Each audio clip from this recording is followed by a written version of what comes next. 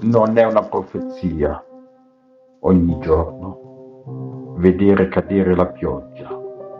rialzarsi il sole,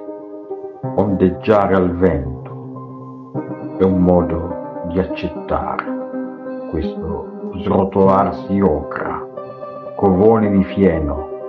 poggiati sulla pianura dove non hai abitato ora.